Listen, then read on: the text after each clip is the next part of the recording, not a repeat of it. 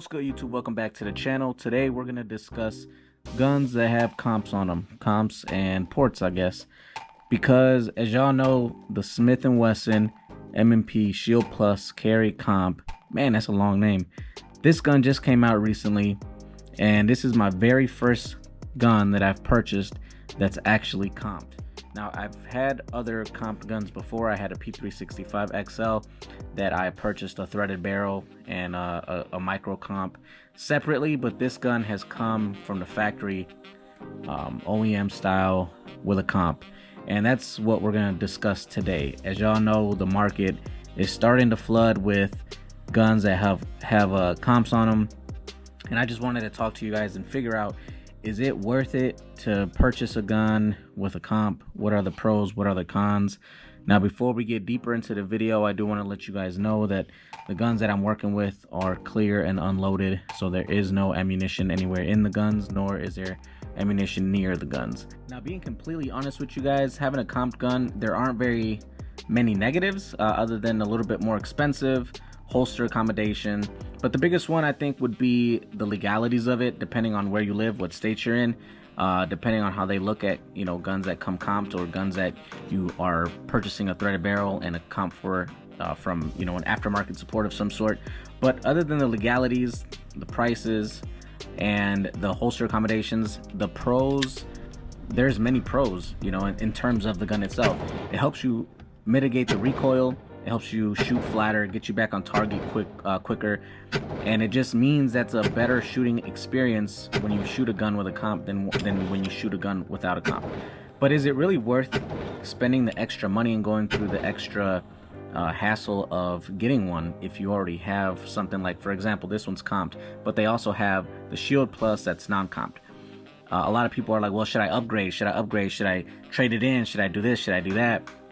You know, you got guns like the Hellcat Pro that is comped and non-comped. You got the P365 series that you have, you know, some that's not comped, and then you have the X Macro that is comped. You have the Canik Rival that's not comped, and then you have the Canik TTI Combat that is comped. Now, the price difference on all of those guns, is it worth it? Is it worth upgrading to a comped gun? Personally, I say no. Why? Because all the pros for a gun that have a comp is basically to make your shooting experience better, to make you shoot better, to make the recoil feel less, to not just to feel it, because I guess maybe scientifically there is some reduction in muzzle flip or in the recoil, but basically all it is it's making you shoot better. It's making you more accurate. It's helping you better with follow-up shots and so on and so forth. But in my personal opinion, if you have a gun that's not comped and you practice enough with it, you can shoot just as good with one that's not comped with one that is comped. For example, I'm gonna show you guys a video of me shooting these three guns, which two are not comped and one is comped. Now, the reason I wanted to show you guys this video was because I was actually surprised, because when I first purchased this Shield Plus Carry Comp, I thought it shot pretty flat. In my hand, it felt pretty flat, and I had a decent shooting experience with it, other than the issue I had with the trigger that I've told you guys about in my previous video. I'll put a link up so you guys can check that out if you haven't.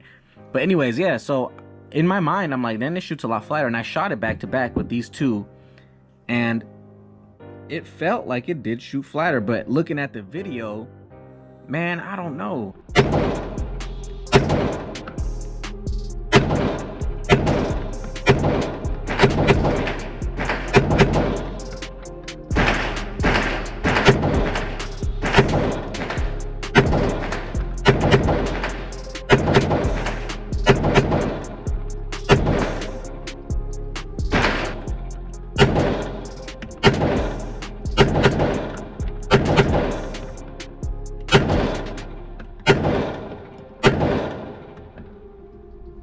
Now, what did you guys think of that? After seeing that video, I want you guys to tell me which gun shot flatter in the video, and is it really worth upgrading to a comped gun in your personal opinion?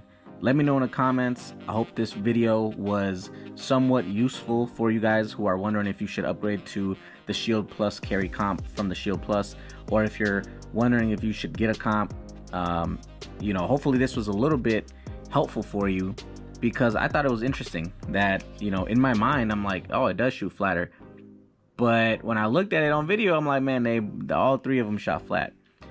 But again, it doesn't matter if you buy a comped gun or not. The important thing is that whatever you got, you practice with it, and practice makes perfect. So keep shooting what you like, and you are gonna get better at it. Another thing too, I posted on my channel, they're actually coming out with a compensator. Since we're on the subject, they got a Radian compensator that's supposed to be coming out, I think, the end of this year or early 2025. So be on the lookout for that, because that I am interested in that, actually, just to kind of play around with, and to do a review on it for you guys, because I'd really like to do a review about guns that come factory comped and guns that have aftermarket comps. Like, for example, they got that Radian for the P365, and then they got the X Macro. So maybe a video of those two compared would be great. Now, with that being said, I want to go ahead and wrap up this video.